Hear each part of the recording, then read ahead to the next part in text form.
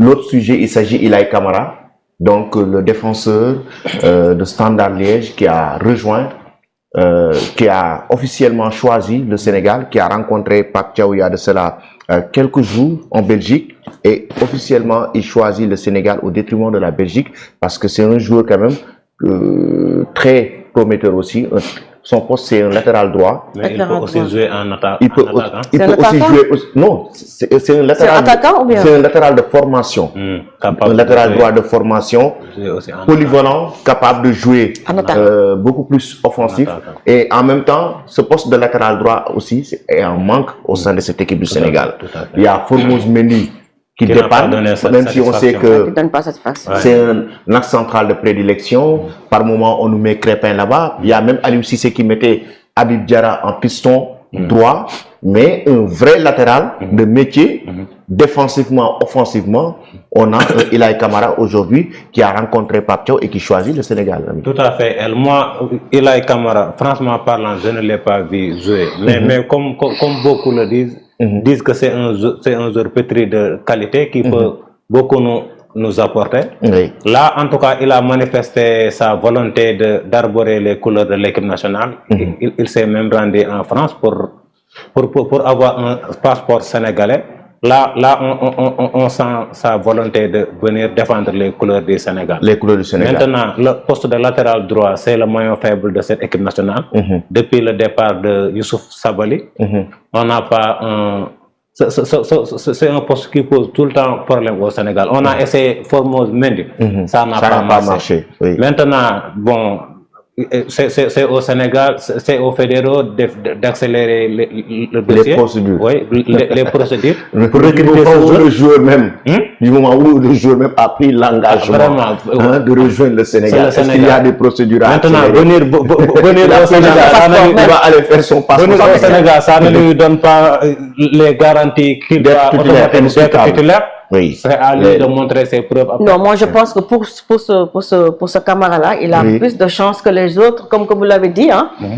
C'est un poste vraiment à pouvoir. Donc c'est un poste qui fait défaut au sein même de l'équipe, dans le système même de nos coachs. Donc je pense que il n'y aura pas de problème pour qu'il s'adapte et qu'il soit sélectionné.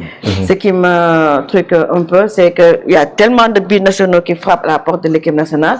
Et comme je l'ai dit tantôt, la dernière fois, donc c'est des places qui sont pas gratuites. Hein.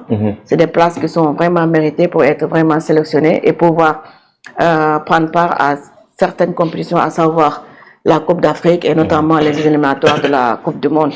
Maintenant, avec Camara, puisque lui-même il veut, et il est en train de faire des démarches administratives pour pouvoir obtenir son passeport.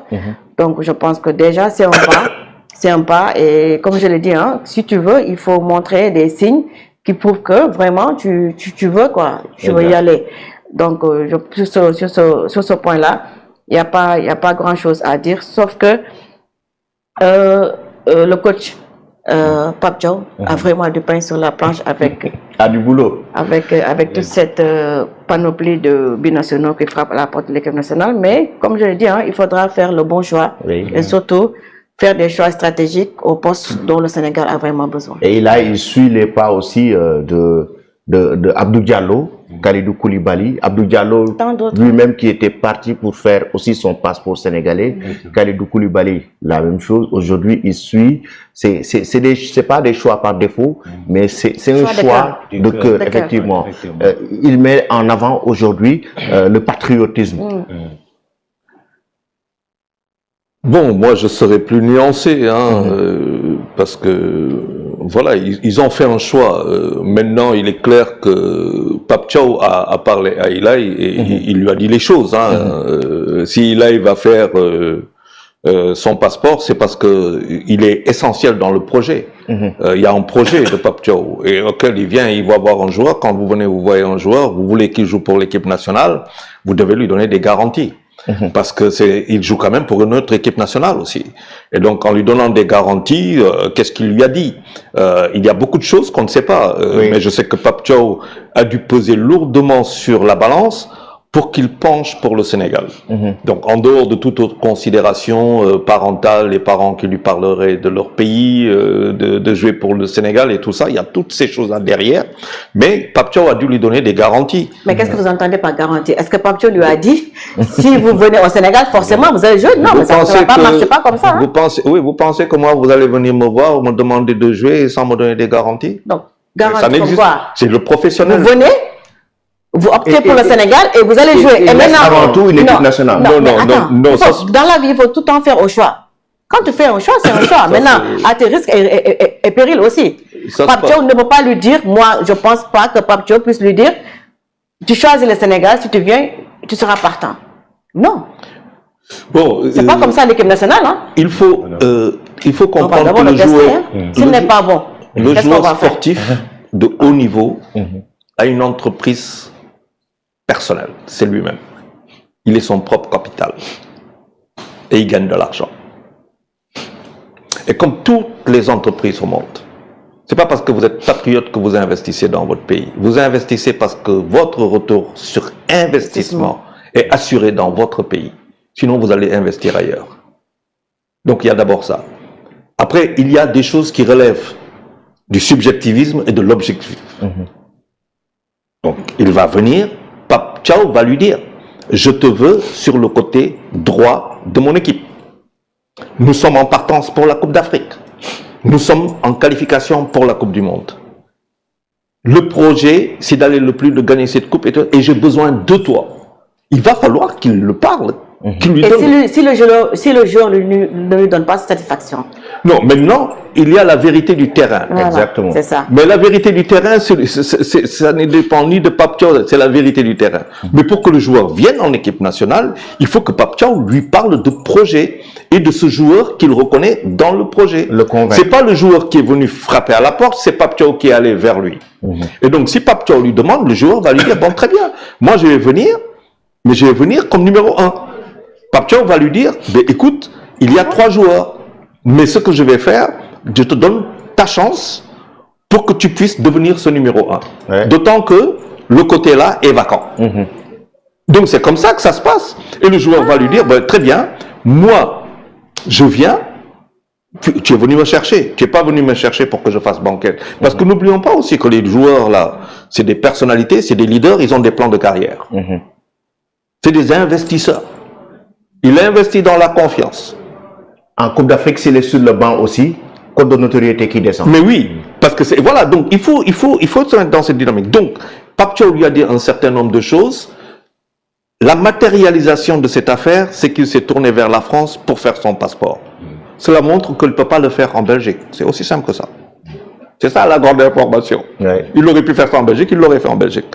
Il est allé en France. Pourquoi? Ou alors, c'est... Pourquoi? Il aurait pu faire ça en Belgique, il l'aurait fait en Belgique. Il n'a pas besoin d'aller en France pour faire un passeport. Pourquoi? Donc ça, c'est une grande information pour moi, journaliste. Que si tu es en Belgique, peut-être que tu ne peux pas faire ton passeport sénégalais en Belgique. Il te faut venir en France. Et cela veut dire qu'il va falloir qu'on se batte. C'est une information. Pourquoi doit-il aller en France pour faire un passeport alors qu'il peut faire ça en principe en Belgique? Donc ça, c'est des informations qui sont importantes pour moi, le journaliste. Donc, il a discuté avec Pape Thiaw. Donc ça veut dire qu'il y a... Pape Thiaw lui a parlé pour que ça aille très vite. Et peut-être que même la présidence, au niveau de la fédération, on a fait l'essentiel avec le ministère des Affaires étrangères et avec le ministère de l'Intérieur et tout ça, on a fait l'essentiel pour que le passeport du joueur lui soit remis dans les meilleurs délais afin qu'il en dispose pour venir. Donc il y a tout un travail qui est fait. Mais on lui a donné des assurances. On n'a pas dit, Pape Thiaw n'est pas venu lui dire, écoute, je vais venir, mais je ne sais pas si je vais te mettre d'entrée. Non, le joueur de que je ne vais pas mettre une pression supplémentaire. Oui. Donc il y a des choses comme tu parles, qui semblent évidentes. Il y a un argumentaire donc à tenir. J'ai dit une fois ici sur ce plateau, même parfois, tu vois des entraîneurs qui vont pour rassurer les parents des joueurs. Parfois même le parent du joueur est rassuré pour que son fils puisse rejoindre une équipe nationale. C'est des faits, c'est des choses affectives. Oui, affectives, effectivement. C'est des faits, c'est des choses qui arrivent. Par exemple, Sofiane Diop, la Fédération royale marocaine, a rassuré ses parents. Ils n'ont pas discuté directement avec Sofiane, mais plutôt avec la mère de Sofiane qui est marocaine.